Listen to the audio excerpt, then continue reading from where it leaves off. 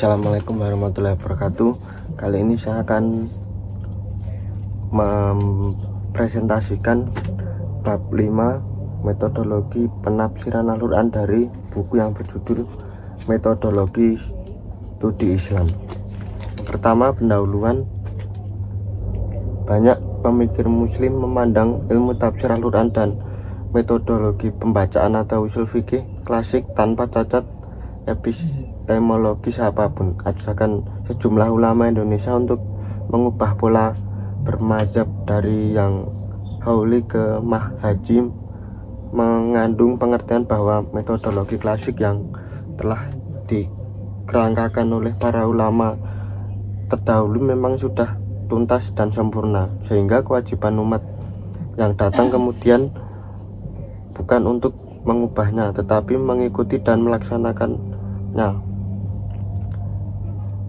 Di sini sebuah metodologi yang sejatinya lahir dari pabrik intelektualitas manusia yang nisbi telah diposisikan sebagai sesuatu yang mutlak dan tak terbantah. Mereka telah melakukan idealisasi dan universalisasi terhadap metodologi lama yang profesionalis. Metodologi lama terlalu memandang sebelah mata terhadap kemampuan akal publik di dalam menyulih bahkan menganulir ketentuan-ketentuan legal formalistik di dalam Islam yang tidak lagi relevan. Metodologi klasik kurang hirau terhadap kemampuan manusia di dalam merumuskan konsep kemaslahatan, pemberhalaan teks dan pengabdian realitas merupakan ciri umum dari metodologi lama. Dalam pandangan ilmu tafsir dan usul fikih lama, teks telah dipandang sebagai manifestasi dari keseluruhan kebenaran dan dengan demikian menjadi dasar dalam mengukur segala persoalan menyangkut hal ihwal perbuatan manusia.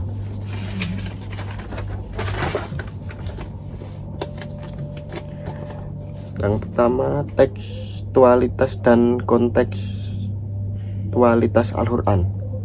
Hasan Hanafi, pemikir progresif muslim dari Mesir, dalam bukunya yang bertitel Dirasat Islamiyah menyatakan al-wahyu laisa kharij al-yaman sabitan lal layata goyaru bal dakil al-yaman yata tawaru bita tawurihi. Atau wahyu bukanlah sesuatu yang berada di luar konteks yang kokoh tak berubah, melainkan berada di dalam konteks yang mengalami perubahan demi perubahan.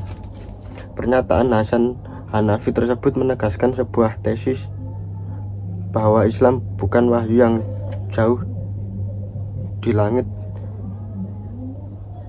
terlepas sama sekali dari kenyataan konkret masyarakat. Islam tidak memulai ajaran dari lembaran kosong. Islam bukanlah suatu ciptaan yang meloncat begitu saja dari ruang kosong. Nabi Muhammad sebagai penerima wahyu adalah seorang yang diasuh oleh lokalitas Arab waktu itu dan tidak terisolasi dari konteks. Al-Quran adalah bagian dari fakta historis itu. Pandangan tersebut dikukuhkan oleh 4 argumen.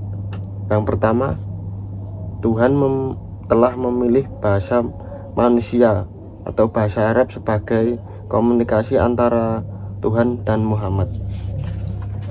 Yang kedua, keterlibatan Nabi Muhammad sebagai penerima pesan di satu sisi dan sebagai penafsir di sisi lain ikut menentukan proses pengujaran dan tekstualisasi Al-Quran.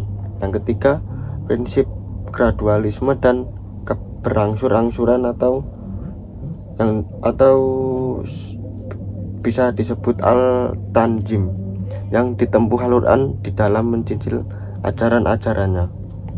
Keempat, sejak turunnya Al-Quran telah berdialog dengan realitas banyak peristiwa yang mengiringi turunnya Al-Quran tersebut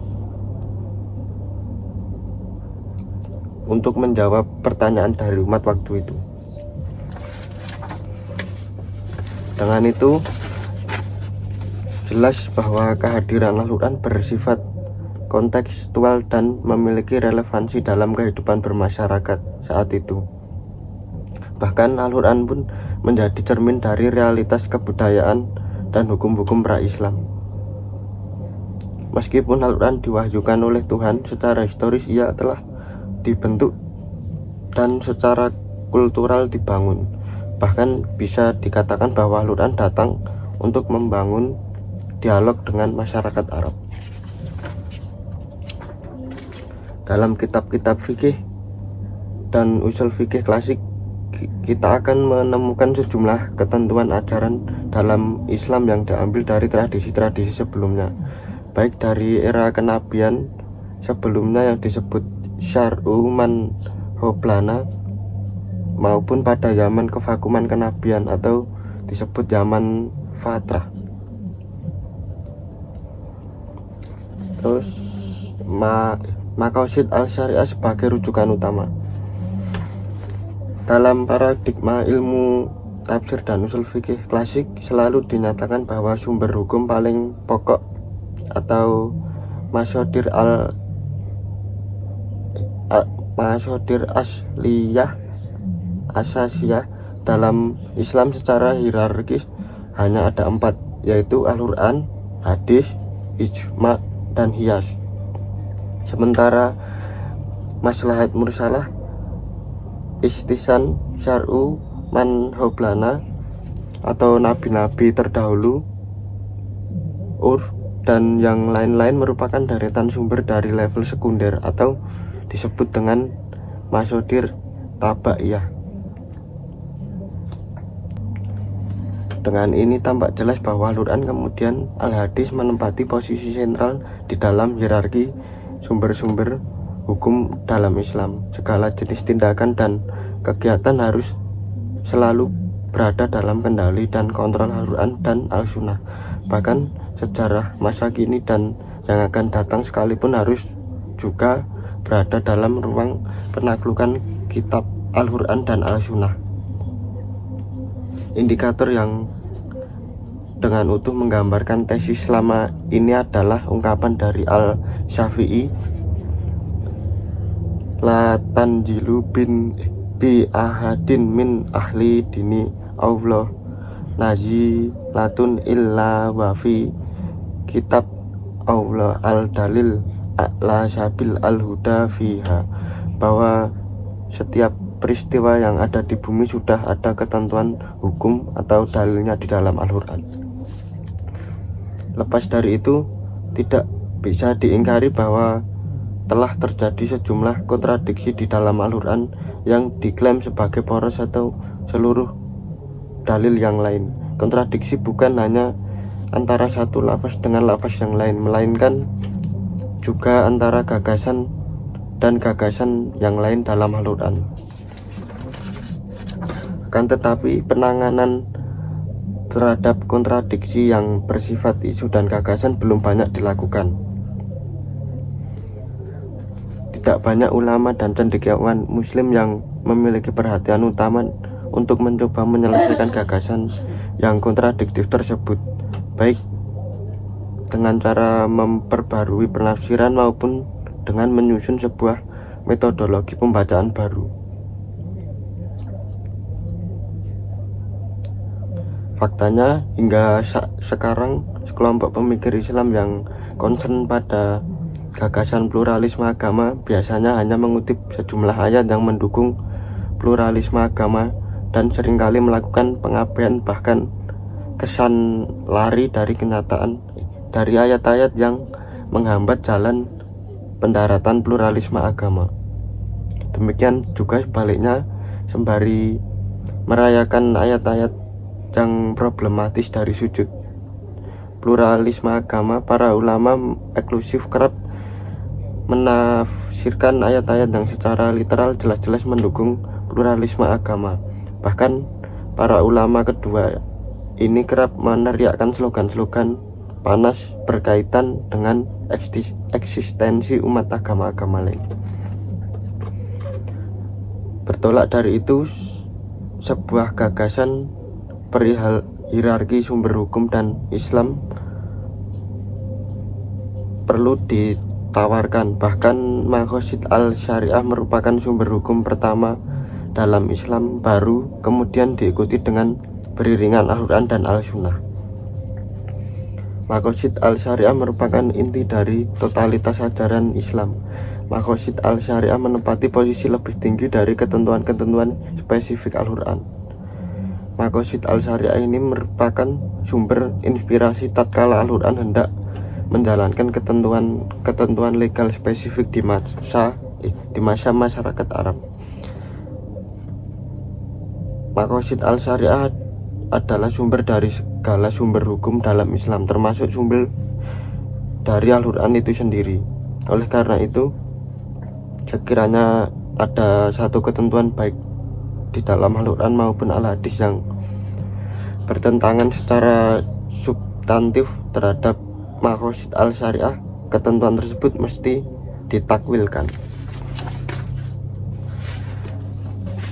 Khasanah usul fikih klasik telah merumuskan Maqasid al-Syariah itu adalah keadilan, kemaslahatan, kesetaraan, hikmah, kebijaksanaan, dan cinta kasih, dan belakangan kemudian ditambahkan dengan pluralisme, hak asasi manusia, dan kesetaraan gender. Al-Ghazali menyatakan bahwa Maqasid al-Syariah itu adalah hak hidup, hak beragama, hak untuk berpikir, hak untuk memiliki harta, hak untuk mempertahankan nama baik, dan hak untuk memiliki garis keturunan. Menurutnya, pada komitmen untuk melindungi hak kemanusiaan inilah seluruh ketentuan hukum dalam Al-Quran diacukan. Terus kaidah tafsir Al-Quran alternatif. Dalam kaitan merancang kaidah penafsiran Al-Quran yang baru, ada beberapa kaidah yang diajukan. Yang pertama, al-ibrah bi al-maqasid la bi al-alfaz. Kaidah ini berarti bahwa yang mesti menjadi perhatian seorang mujtahid di dalam mengistinbatkan hukum dari Al-Quran dan Al-Sunnah bukan huruf dan aksaranya, melainkan dari maqasid yang dikandungnya.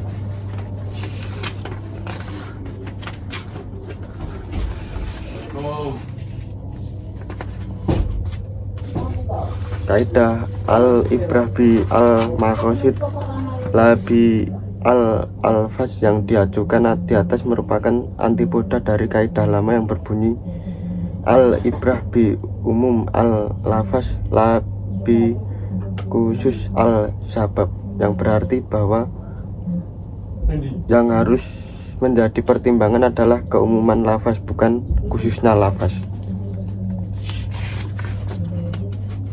Yang kedua,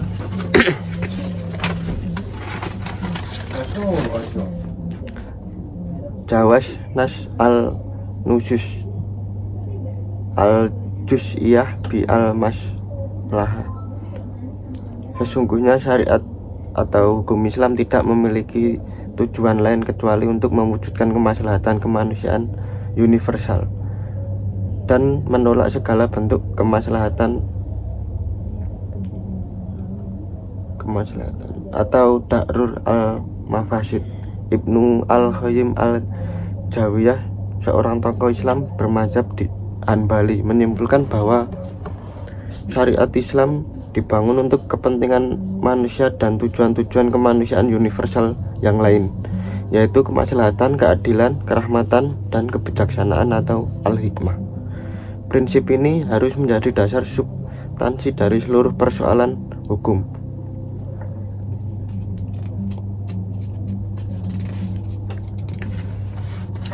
Terus yang ketiga, tanhih al-nushus bi Al-Mujtamad Yajuju. Kaidah ini hendak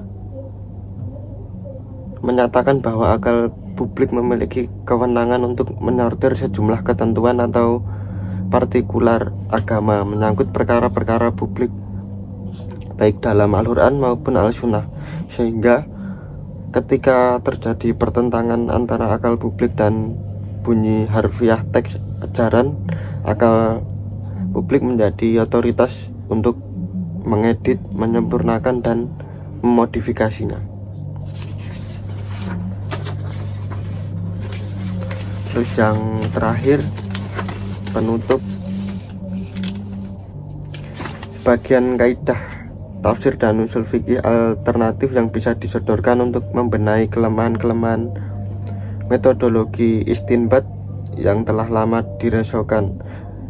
Tentu saja ada sekian banyak lagi kaidah penafsiran yang perlu direformasi dengan menyertakan banyak orang yang berkompeten. Bahkan bukan hanya kaidah-kaidah itu yang perlu diperbarui, melainkan yang tidak kalah pentingnya adalah terkait dengan mekanisme kerja ijma, qiyas, istisan, maslahat mursalah, urf, dan lain-lain. Dengan cara ini niscaya kita bisa menghindari kebekuan dan kemandulan metodologi tafsir Al-Quran dan usul fikih.